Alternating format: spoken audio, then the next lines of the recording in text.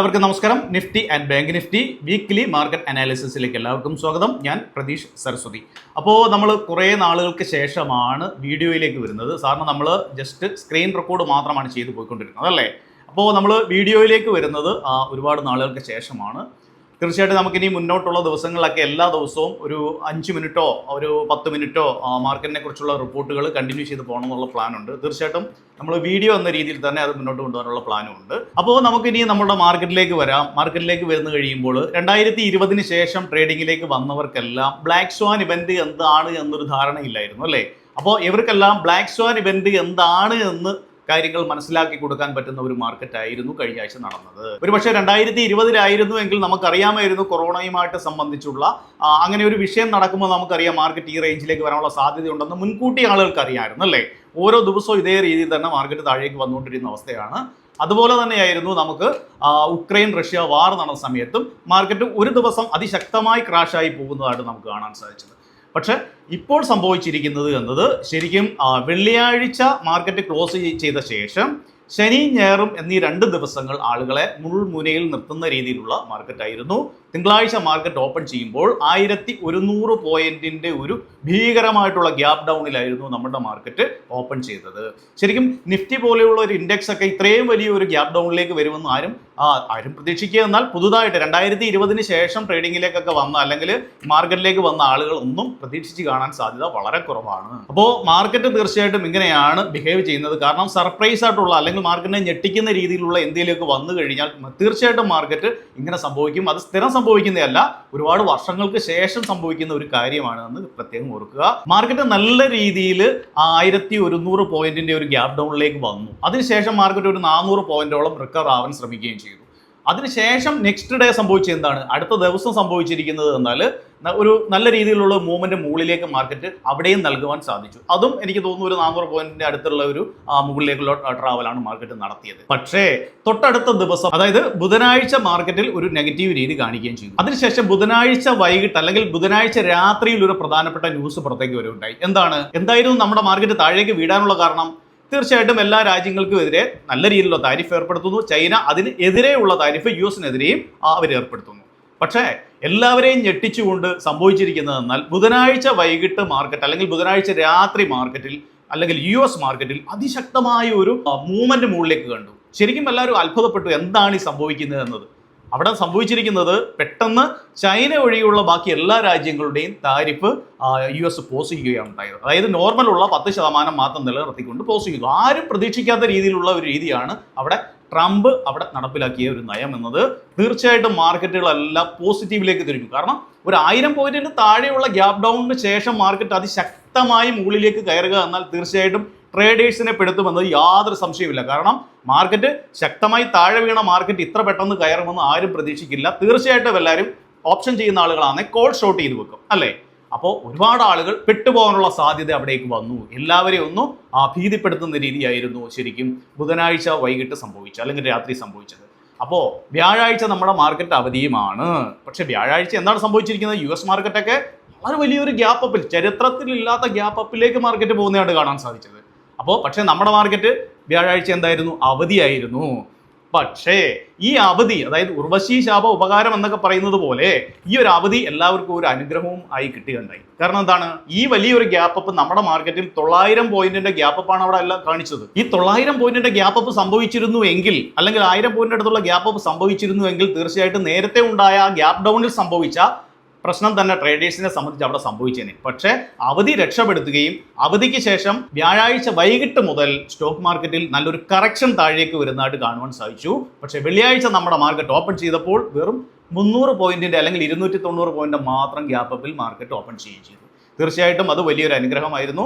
ഇവിടെ സംഭവിക്കുന്ന ഒരു കേസ് എന്നാൽ പലപ്പോഴും മാർക്കറ്റ് താഴേക്ക് വരുന്ന സമയത്ത് ഇൻവെസ്റ്റേഴ്സിനെ സംബന്ധിച്ചാണ് പറയുന്നത്. പലരും വിറ്റ് കളയുന്നുണ്ട്. എനിക്കറിയാവുന്ന ഒരുപാട് ആളുകൾ സ്റ്റോക്കുകൾ വിറ്റ് കളഞ്ഞു. 1000 പോയിന്റ് ഗ്യാപ് ഡൗൺ വന്നപ്പോൾ തന്നെ വിറ്റ് കളഞ്ഞ ആളുകളുണ്ട്.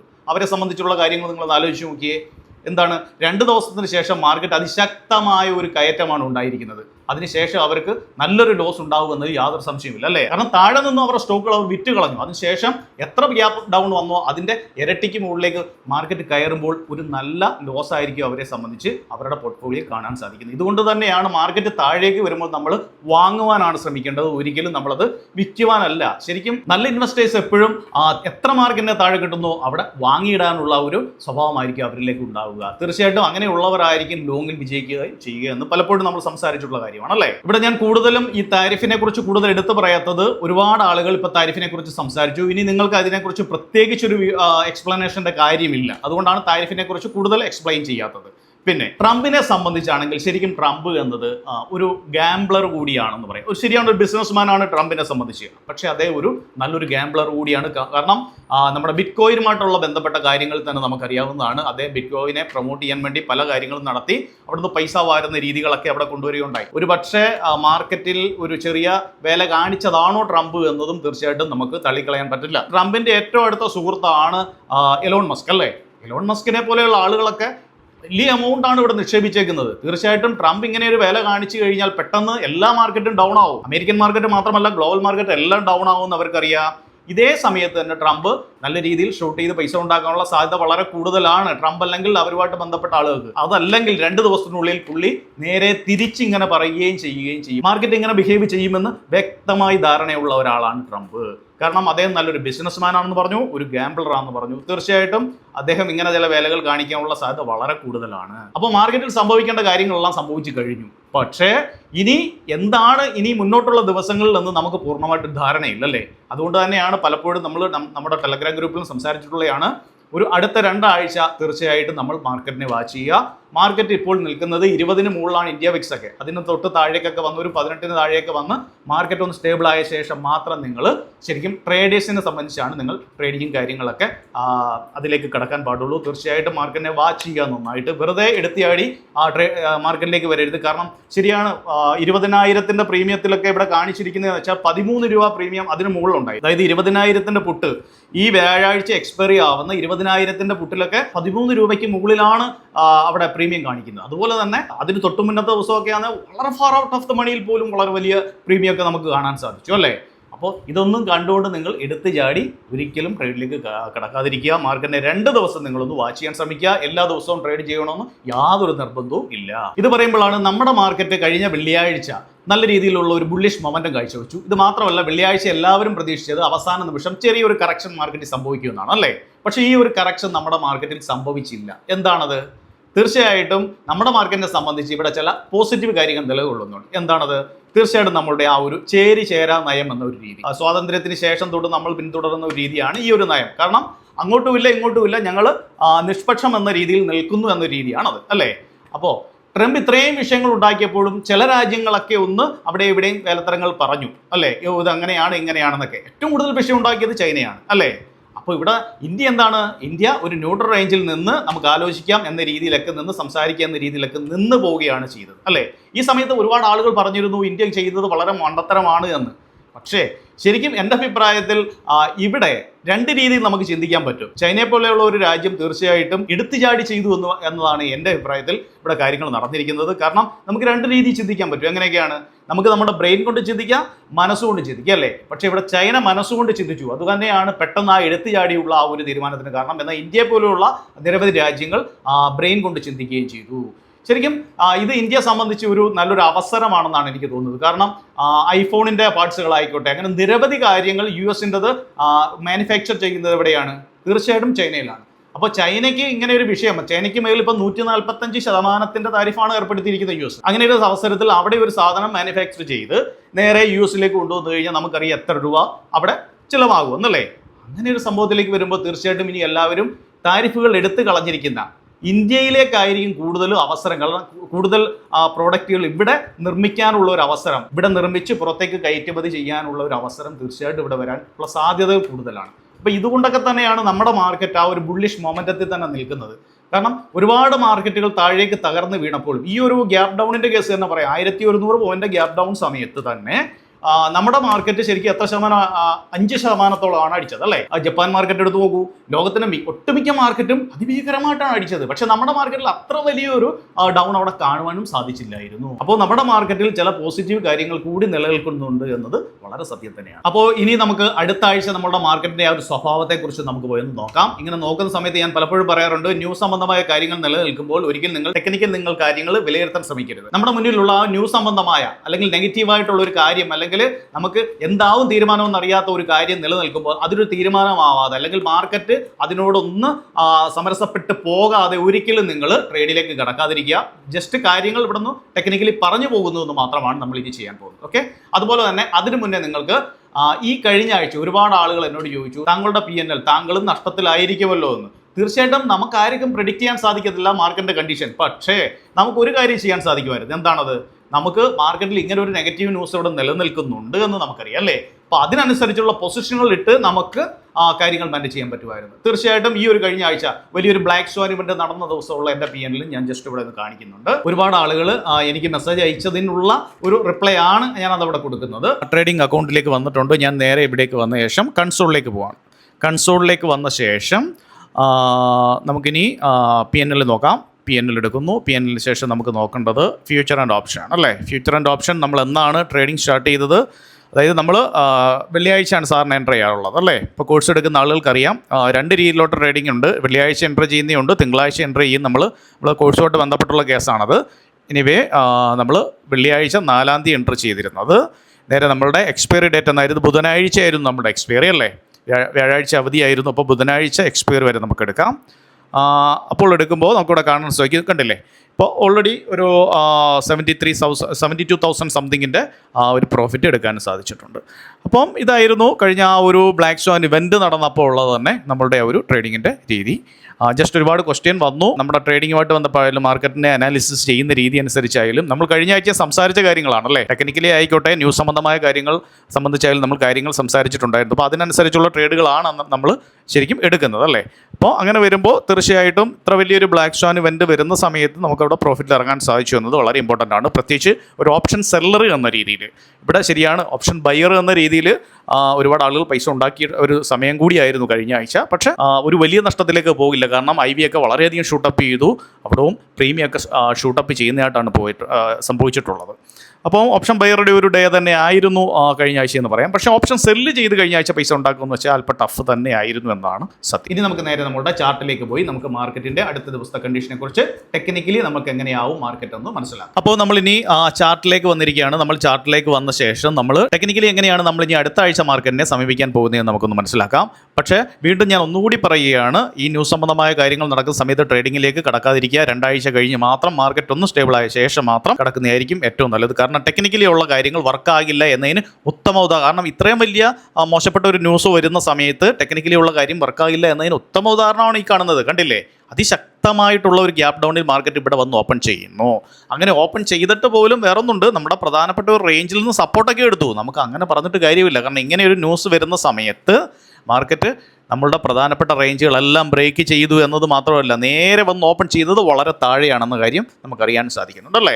അപ്പം ഇങ്ങനെയുള്ള സമയത്തൊക്കെ നമ്മൾ മാർക്കറ്റിൽ നിന്നൊന്ന് മാറി നിൽക്കുക. ഇനി നമുക്ക് മാർക്കറ്റിൻ്റെ ഒരു കണ്ടീഷൻ നോക്കാം. നമ്മൾ കഴിഞ്ഞ ആഴ്ച വീഡിയോ ചെയ്യുന്ന സമയത്ത് എവിടെയായിരുന്നു നമ്മുടെ മാർക്കറ്റ്? ഏറെക്കുറെ ഈ ഒരു റേഞ്ചിലായിരുന്നു അല്ലേ? നമ്മൾ സംസാരിച്ചിരുന്നു മാർക്കറ്റ് ഈ താഴേക്ക് വന്നു കഴിഞ്ഞാൽ അത് നമ്മളുടെ ചാനലിനടുത്ത് നിന്നും റീട്രേസ് എടുക്കുമെന്ന് പറഞ്ഞിരുന്നു. പക്ഷേ ന്യൂസ് സംബന്ധമായ കാര്യങ്ങളൊന്നും ഇല്ലായിരുന്ന ഒരു കണ്ടീഷൻ ആയിരുന്നുവെങ്കിൽ തീർച്ചയായിട്ടും മാർക്കറ്റ് ഈ ഒരു റേഞ്ചിന് പുറത്ത് നിന്ന് കളിക്കുന്ന ഒരു രീതി തന്നെയായിരിക്കുമെന്ന് ഉറപ്പായിരുന്നു. പക്ഷേ ഇങ്ങനെ ഒരു കേസ് വന്നതോട് മാർക്കറ്റ് അതിശക്തമായ രീതിയിൽ താഴേക്ക് വന്ന് അവിടെ നിന്നും സപ്പോർട്ട് എടുത്ത് ശക്തമായി മുകളിലേക്ക് പോവുകയും ചെയ്യുന്നതായിട്ട് കാണാൻ സാധിക്കുന്നു. എങ്കിലും നമുക്ക് ആശ്വാസം നൽകുന്നത് എന്താണ്? മാർക്കറ്റ് തിരികെ എവിടേക്ക് തന്നെ വന്നിരിക്കുന്നു. നമ്മുടെ ഈ ഒരു ചാനലിന് പുറത്ത് തന്നെ തിരികെ വന്നിരിക്കുന്നു. ഒരു 3 ദിവസത്തിനുള്ളിൽ തന്നെ, അല്ലെങ്കിൽ 4-ാമത്തെ ദിവസം തന്നെ ഇവിടെ വരുന്നതായിട്ട് നമുക്കിവിടെ കാണുവാൻ സാധിക്കുന്നു. പക്ഷേ ഇനി നമ്മൾ നോക്കേണ്ടത് ഈ 50 മൂവിങ് ആവറേജിനെ നമുക്ക് നോക്കാം. മുകളിലേക്ക് വന്നാൽ 23,100 എന്നൊരു പ്രധാനപ്പെട്ട റേഞ്ച്, അല്ലെങ്കിൽ ശരിക്കും പറയുകയാണെങ്കിൽ 23,050 എന്ന് പറയാം. എങ്കിലും 23,100 എന്ന് കൂട്ടാം നമുക്ക്. ആ ഒരു റേഞ്ച് ഒരു പ്രധാന റേഞ്ചായി മാറുന്നു. അത് ബ്രേക്ക് ചെയ്ത് കഴിഞ്ഞാൽ തീർച്ചയായിട്ടും മാർക്കറ്റ് കുറച്ചുകൂടി മുകളിലേക്കൊക്കെ പോകാനുള്ള ഒരു സാധ്യത വളരെ കൂടുതലാണ്. കാരണം നമ്മുടെ മാർക്കറ്റിനെ സംബന്ധിച്ച് ന്യൂസ് സംബന്ധമായ കാര്യങ്ങളൊക്കെ അനുകൂലമായിട്ട് നിൽക്കുന്നുണ്ടല്ലേ. അപ്പോൾ തീർച്ചയായിട്ടും നിങ്ങൾക്കത് വാച്ച് ചെയ്യാം. പക്ഷേ നിഫ്റ്റി എനിക്ക് തോന്നുന്നില്ല പെട്ടെന്ന് അങ്ങ് മുകളിലേക്ക് കയറി പോകും തോന്നുന്നില്ല. ഒരു കൺസോൾട്ടേഷൻ രീതിയിലൊക്കെ നിന്ന ശേഷം മാർക്കറ്റിൽ നിലവിലുള്ള ആ ഒരു ന്യൂസ് സംബന്ധമായ കാര്യങ്ങളൊക്കെ എങ്ങനെയാകും എന്ന് മനസ്സിലാക്കിയ ശേഷം മാത്രം മുകളിലോട്ട് പോകാനുള്ള സാധ്യതയാണ് കൂടുതലും കാണുന്നത്. ഇനി അതല്ല നെഗറ്റീവായിട്ടുള്ള കാര്യങ്ങൾ വീണ്ടും തുടർന്ന് ഇനി മുന്നോട്ട് പോവുകയാണ് എങ്കിൽ പിന്നെ പറഞ്ഞിട്ട് കാര്യമില്ല. താഴേക്കുള്ള ഒരു യാത്ര തന്നെയായിരിക്കും നമ്മുടെ മാർക്കറ്റും. ഇനി താഴേക്കൊരു കറക്ഷൻ മാർക്കറ്റിൽ കണ്ടു കഴിഞ്ഞാൽ ഒരു പക്ഷേ അത് പിന്നൊരു തിരിച്ചുപോക്ക് എന്നത് നമുക്കല്പം സംശയിക്കേണ്ട കാര്യവുമാണ്. അപ്പോൾ ന്യൂസ് സംബന്ധമായ കാര്യം നിൽക്കുന്ന സമയത്ത് തൽക്കാലം നിങ്ങൾ മാർക്കറ്റിനെ ജസ്റ്റ് ഒന്ന് കണ്ടുവിടുക മാത്രം, കാര്യങ്ങൾ മനസ്സിലാക്കി ആസ്വദിച്ചുകൊണ്ടിരിക്കുക മാത്രം ചെയ്യുക. ദയവ് ചെയ്ത് ട്രേഡിങ്ങിലേക്ക് എൻ്റർ ചെയ്യാതിരിക്കുക. നേരെ നമ്മൾ ബാങ്ക് നിഫ്റ്റിയുടെ കേസിലേക്ക് വരുമ്പോൾ അതിരസകരമായ ചില സംഭവങ്ങൾ നിങ്ങൾക്ക് ഇവിടെ കാണാം. നമ്മൾ നേരത്തെ സംസാരിച്ചുകൊണ്ടിരുന്നതാണ് ബാങ്ക് നിഫ്റ്റിയെ സംബന്ധിച്ച് ഇത് പ്രധാനപ്പെട്ട പ്രൈസ് സോൺ ആണെന്നും താഴെ പ്രധാനപ്പെട്ട ഒരു രണ്ട് പ്രൈസ് സോണുകളാണ്, പ്രധാനപ്പെട്ട സപ്പോർട്ടും റെസിസ്റ്റൻസും ഇവിടെ വരച്ചു അല്ലേ.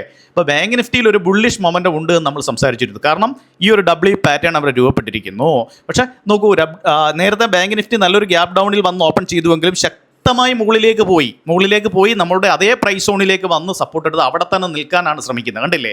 അപ്പോൾ ഇത് നമ്മൾ നേരത്തെ വരച്ചിട്ട് 2 ആഴ്ച മുന്നേ വരച്ചതാണ്. ബാങ്ക് നിഫ്റ്റിയുടെ ഈ ഒരു പാറ്റേൺ എന്നത് ഒരു ബുള്ളിഷ് മൊമെൻ്റത്തെ സൂചിപ്പിക്കുന്ന പാറ്റേൺ ആണെന്ന് നമ്മൾ സംസാരിച്ചു അല്ലേ.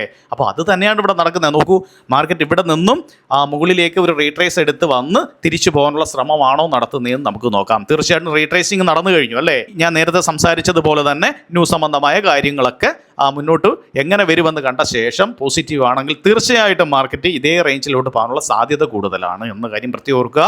ബാങ്ക് നിഫ്റ്റിയിൽ എങ്ങനെ വന്നാലും ഒരു ബുള്ളിഷ് മൊമെൻ്റത്തിൽ തന്നെയാണ് നിൽക്കുന്നതെന്ന് നമുക്ക് കാണുവാൻ സാധിക്കും. ഞാനിപ്പോൾ തൽക്കാലം ന്യൂസ് സംബന്ധമായ കാര്യങ്ങൾ മാറ്റി നിർത്തി ടെക്നിക്കലി ഉള്ള കാര്യങ്ങൾ മാത്രമാണ് സംസാരിക്കുന്ന കാര്യം പ്രത്യേകം ഓർക്കുക. നേരെ നമുക്ക് ഇന്ത്യ വിക്സിൻ്റെ കേസിലേക്ക് വരാം. ഇവിടെ പലപ്പോഴും നമ്മളെ ആ ദിവസങ്ങളിൽ പെടുത്തിയത്, അതായത് വലിയൊരു വിഷയത്തിലേക്ക് മാർക്കറ്റ് നീങ്ങുമ്പോൾ വെറും 13 പോയിന്റ് സംതിങ്ങിൽ നിന്ന്, അല്ലെങ്കിൽ 13 എന്ന് കൂട്ടിക്കോളൂ, 13-ൽ നിന്ന് ഇന്ത്യ വിക്സ് ഒറ്റ നിമിഷം കൊണ്ടാണ് എവിടേക്ക് പോകുന്നത്, 23-ന് പുറത്തേക്ക് പോവുകയാണ് ചെയ്യുന്നത്. തീർച്ചയായിട്ടും ഈ സമയത്ത് വിക്സ് ഷൂട്ടപ്പ് ചെയ്യുമ്പോൾ നമ്മുടെ IV ഷൂട്ടപ്പ് ചെയ്യുന്നു. ഇതോടുകൂടി ഫാർ ഔട്ട് ഓഫ് ദ മണിയിൽ കിടക്കുന്നവർ പോലും പെട്ടുപോകുന്ന ഒരു അവസ്ഥയിലേക്കായിരുന്നു ഇവിടെ കാര്യങ്ങൾ നടന്നത്. അതിനുശേഷം ചെറിയൊരു ശമനം ഇന്ത്യ വിക്സിൽ സംഭവിക്കുന്നുണ്ട്. എങ്കിലും 20-ന് മുകളിലാണ് ഇന്ത്യ വിക്സ് നിൽക്കുന്നത് എന്നത് വളരെ ഇമ്പോർട്ടൻ്റ് ആയിട്ടുള്ള ഒരു കാര്യമാണ്. ഇനി അതല്ല, ഇവിടുന്ന് 18-ന് താഴേക്കൊക്കെ ഒന്ന് വന്ന ശേഷം, ഒന്ന് ശാന്തത മാർക്കറ്റിൽ വന്ന ശേഷം നമുക്ക് ട്രേഡിങ്ങിലേക്ക് കിടക്കുന്നതായിരിക്കും കുറച്ചുകൂടെ നല്ലത്. അതുപോലെ തന്നെ നമ്മുടെ മാർക്കറ്റിനെ സംബന്ധിച്ച് കുറച്ച് അനുകൂലകരമായിട്ടുള്ള കാര്യങ്ങൾ വന്ന് വീണിട്ടുണ്ട്. കാരണം എന്താണ്, നല്ല രീതിയിൽ നമ്മളുടെ US ഡോളറിനെതിരെ ഇന്ത്യൻ റുപ്പീസ് സ്ട്രെങ്ത് പ്രാപിക്കുന്നതായിട്ട് നമ്മൾ കണ്ടു അല്ലേ. അതിനുശേഷം ഇടയ്ക്ക് അല്പ വിഷയങ്ങൾ ഉണ്ടായി, ശരിയാണ്.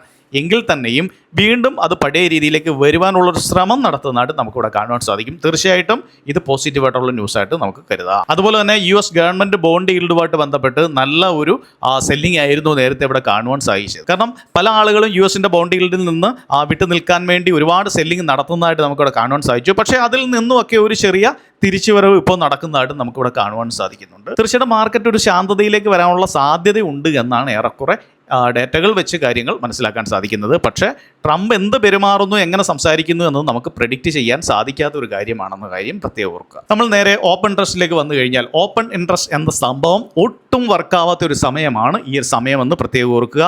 ഇവിടെ പ്രധാനപ്പെട്ട സപ്പോർട്ട് ആയിക്കോട്ടെ, റെസിസ്റ്റൻസ് ആയിക്കോട്ടെ, നമ്മൾ എപ്പോഴാണ് അത് കണക്കാക്കുന്നത്? മാർക്കറ്റ് ശാന്തമായി നിൽക്കുന്ന സമയത്ത് വർക്കാവുന്ന ഒരു കാര്യമാണ്. ഇത്ര പാനിക്കായിട്ട് നിൽക്കുന്ന സമയത്ത് ഒരിക്കലും ഇതൊക്കെ കറക്റ്റായിട്ട് വർക്ക് ചെയ്യണമെന്നില്ല. എങ്കിലും നമ്മൾ കഴിഞ്ഞ ദിവസത്തെ മാർക്കറ്റ് ക്ലോസ് ചെയ്യുന്ന സമയത്ത് എടുത്തു നോക്കാം. മൊത്തത്തിൽ അവസാന ദിവസം മൊത്തം നോക്കുമ്പോൾ ഒരു ബുള്ളിഷ് മൊമെൻ്റത്തിൽ തന്നെ നമ്മുടെ മാർക്കറ്റ് പിടിച്ചു നിൽക്കാൻ ശ്രമിക്കുന്നതായിട്ട് നമുക്കിവിടെ കാണാം അല്ലേ. ഇനി അവസാന 5 മിനിറ്റിൽ എന്താണ് ഇവിടെ സംഭവിച്ചിരിക്കുന്നത്? കൂടുതലും കോൾ സെല്ലേഴ്സ്, അതായത് മാർക്കറ്റ് ബെയറിഷിലേക്ക് നല്ല രീതിയിൽ വരും എന്ന് പറയുന്ന ആളുകളുടെ എണ്ണം കുറയുന്നതായിട്ട് കാണുന്നു. കണ്ടില്ലേ, നല്ല രീതിയിലുള്ള ഒരു അൺവൈൻഡിങ് ആണ് അവിടെ നടന്നിരിക്കുന്നതായിട്ട് വ്യക്തമായിട്ട് ഇവിടെ മനസ്സിലാക്കാൻ സാധിക്കുന്നുണ്ട്. അപ്പോൾ കൂടുതലും ഒരു ബുള്ളിഷിലേക്ക് മാർക്കറ്റ് നീങ്ങുമെന്ന രീതിയിലുള്ള ഡേറ്റകൾ ഇവിടെ വരുന്നുണ്ട്. മാത്രമല്ല PCRും ഒരു ന്യൂട്രൽ റേഞ്ച് അല്ലെങ്കിൽ ഒരു സ്ലൈറ്റ്ലി ബുള്ളിഷ് രീതി തന്നെ കാണിച്ച് നിൽക്കുന്നതായിട്ട് നമുക്ക് കാണുവാൻ സാധിക്കും. നേരെ നമുക്ക് ക്യാഷ് മാർക്കറ്റിലേക്ക് ഒന്ന് വരാം. ക്യാഷ് മാർക്കറ്റിലേക്ക് വരുമ്പോൾ FIS നല്ല സെല്ലിങ്ങിൽ തന്നെയാണ് നിൽക്കുന്നത്. ശരിക്കും ഈ FIS ഒന്ന് ബൈയിങ്ങിലേക്ക് വന്നിരുന്നുവെങ്കിൽ നമ്മൾ നേരത്തെ സംസാരിച്ചിരുന്ന ആ ഒരു മാർക്കറ്റിൻ്റെ ആ ഒരു ബുൾ മൊമെൻ്റം നല്ല പവറിൽ മുന്നോട്ട് പോകുന്ന കാണാം. പക്ഷേ ഇവിടെ നമുക്ക് ആകെ സപ്പോർട്ട് വന്ന് DIs മാത്രമാണ് അല്ലേ. ഇപ്പോൾ FIS വീണ്ടും സെല്ലിങ്ങിലേക്ക് തന്നെ വരുന്നു. പക്ഷേ അവർ ബൈയിങ്ങിലേക്ക് വരാനുള്ള സാധ്യത കൂടുതലാണ്. കാരണം ഇന്ത്യക്ക് സാധ്യതകൾ ഏറുന്നു എന്ന ചില ന്യൂസുകൾ ഇനി മുന്നോട്ട് വരുമ്പോൾ ചൈനയെ പിന്നിലാക്കി ഇന്ത്യ മുന്നോട്ട് വരാനുള്ള ചില സാധ്യതകൾ ഉണ്ട് എന്ന തോന്നൽ അവർക്കുണ്ടായാൽ തീർച്ചയായിട്ടും FISൻ്റെ ബൈയിങ് വരുമെന്ന് തന്നെയാണ് നമുക്ക് പ്രതീക്ഷിക്കാം. ഇനി നമുക്ക് സമ്മറിയിൽ നമുക്ക് ഓപ്ഷനിൽ എന്താണ് FIS ചെയ്തിരിക്കുന്നത് നമുക്ക് നോക്കാം. ഇവിടെ അവർ കോൾ അവർ ബൈ ചെയ്തിരിക്കുന്നത് 4.32 ലാഖിനാണെന്ന് ഇവിടെ കാണാൻ സാധിക്കും. നോക്കൂ, അതൊരു ബുള്ളിഷ് രീതി തന്നെയാണ് അല്ലേ. കഴിഞ്ഞ ദിവസം തന്നെ ആ ഒരു ചേഞ്ചസ് തന്നെ നമുക്ക് അനുകൂലമായിട്ട് നിൽക്കുന്നതിൽ കാണാൻ സാധിക്കും. പക്ഷേ അവരിവിടെ ബെയറിഷ് എന്ന രീതിയിൽ പുട്ട് ബൈ ചെയ്തിരിക്കുന്നുണ്ട്. എത്രയാണ്? 5.22 എന്ന അവസ്ഥയിൽ. തീർച്ചയായിട്ടും ഇതൊരു ഏറെക്കുറെ ഒരു ടൈറ്റ് റേഞ്ചിൽ നിൽക്കുന്നു എന്ന് നമുക്ക് കാണാം. അതായത് അവർ എങ്ങോട്ട് പോകണം എന്നൊരു തീരുമാനം എടുക്കാൻ പറ്റാത്ത രീതിയിൽ ഒരു ടൈറ്റ് റേഞ്ചിൽ തന്നെയാണ് അവർ മാർക്കറ്റിനെ നിർത്തിയിരിക്കുന്നതെന്ന് നമുക്ക് കാണുവാൻ സാധിക്കുന്നു. ഇനി പ്രോസിൻ്റെ കണ്ടീഷനിലേക്ക് വന്നു കഴിഞ്ഞാൽ കോൾ അവർ സെല്ല് ചെയ്തിരിക്കുക, അത് ബെയറിഷ് ആണല്ലേ. 69,000 സംതിങ്ങിനാണ് എങ്കിൽ പുട്ട് അവർ സെല്ല് ചെയ്യുക, അതെന്താണ്? ബുള്ളിഷാണ്, അത് 65,000 ആണ്. ഇത് നിങ്ങൾക്ക് വ്യക്തമായി കാണാൻ സാധിക്കും. അതായത് മാർക്കറ്റിൽ അവർക്ക് പോലും ഒരു തീരുമാനം എടുക്കാൻ കഴിയാതെ ശരിക്കും ഒരു ധർമ്മസങ്കടത്തിൽ നിൽക്കുകയാണ്. എങ്ങോട്ട് പോകണമെന്നറിയില്ല. കാരണം ട്രംപിനെ പോലുള്ള ഒരാൾ ഓരോ ദിവസവും മിനിറ്റിന് അയാൾ വാക്കുകൾ മാറിക്കൊണ്ടിരിക്കുന്ന ഒരവസ്ഥ. അപ്പോൾ മാർക്കറ്റ് എങ്ങനെ പോകണമെന്ന് ഒരു തീരുമാനം എടുക്കാൻ കഴിയാത്ത രീതിയിലുള്ള പൊസിഷൻ തന്നെയാണ്. ഒരു ടൈറ്റ് റേഞ്ചിലാണ് അവർ നിൽക്കുന്നതെന്ന് നമുക്കിവിടെ കാണുവാൻ സാധിക്കുന്നു. നമുക്ക് ക്ലയൻറ്റിൻ്റെ കേസ് പ്രത്യേകം എടുത്ത് പറയേണ്ട കാര്യമൊന്നുമില്ല. ഇങ്ങനെ ഒരു അവസ്ഥയിൽ ഇത് രണ്ടും മാത്രം തൽക്കാലം നോക്കിയാൽ മതിയായിരിക്കും. അപ്പോൾ മാർക്കറ്റിന് ഇങ്ങനത്തെ ഒരു അവസ്ഥയിൽ ഒരു 2 ആഴ്ചയൊക്കെ നമ്മൾ മാർക്കറ്റിനെ വെറുതെ വിടുക, കാര്യങ്ങൾ കണ്ടുകൊണ്ടിരിക്കുക, ട്രേഡിലേക്ക് എൻ്റർ ചെയ്യാതിരിക്കുന്നതായിരിക്കും ഏറ്റവും നല്ലത്. അപ്പോൾ ഇത്തരം കാര്യങ്ങളാണ് നമ്മുടെ മാർക്കറ്റിനെ കുറിച്ച് പറയാനുള്ളത്. അപ്പോൾ വീണ്ടും ഞാൻ നിങ്ങളോട് പറയുകയാണ്, എടുത്തിയാടി ട്രേഡിലേക്കും കാര്യങ്ങളിലേക്കൊന്നും കടക്കാൻ പാടില്ല. അതുപോലെ തന്നെ ഫ്യൂച്ചർ ആൻഡ് ഓപ്ഷൻ കോഴ്സ് ഞങ്ങൾ നൽകുന്നുണ്ട്. വളരെ സിമ്പിളായിട്ട് മലയാളത്തിൽ ആർക്കും മനസ്സിലാവുന്ന രീതിയിലുള്ള റെക്കോർഡഡ് വീഡിയോ ആണ് അതിൽ നിങ്ങൾക്ക് നൽകുന്നത്. പാസ്വേഡ് പ്രൊട്ടക്റ്റഡ് ആണ്. ഒരു 27 വീഡിയോകളും ഉണ്ട്. ഇത് ഒരു വീഡിയോ 45 മിനിറ്റ് വെച്ചുള്ളതാണ്. നിങ്ങൾക്ക് സമയമെടുത്തിരുന്ന് സമാധാനത്തെ കണ്ടാൽ മതിയായിരിക്കും. ഓടിച്ചിട്ട് കാണേണ്ട കാര്യമൊന്നുമില്ല. ലൈഫ് ലോങ് സപ്പോർട്ട് ഉണ്ടായിരിക്കും. എന്ത് സപ്പോർട്ടായിരിക്കും? ഈ വീഡിയോ കുറിച്ച് അല്ലെങ്കിൽ ഞങ്ങളുടെ ഈ കോഴ്സിനെ കുറിച്ച് എന്ത് സംശയം ഉണ്ടെങ്കിലും നിങ്ങൾക്ക് ചോദിക്കാവുന്നതാണ് ലൈഫ് ലോങ്. അപ്പോൾ ഇതിനെക്കുറിച്ച് കൂടുതൽ കാര്യങ്ങൾ അറിയണമെങ്കിൽ തീർച്ചയായിട്ടും ഈ വീഡിയോയിൽ കാണുന്ന വാട്സാപ്പ് നമ്പറിൽ നിങ്ങൾക്ക് കോൺടാക്ട് ചെയ്യാവുന്നതാണ്. അപ്പോൾ വരുന്ന ആഴ്ചകൾ എല്ലാ പ്രശ്നങ്ങളും മാറി നല്ല രീതിയിൽ മുന്നോട്ട് പോകട്ടെ എന്ന് ആശംസിക്കുന്നു. നന്ദി, നമസ്കാരം.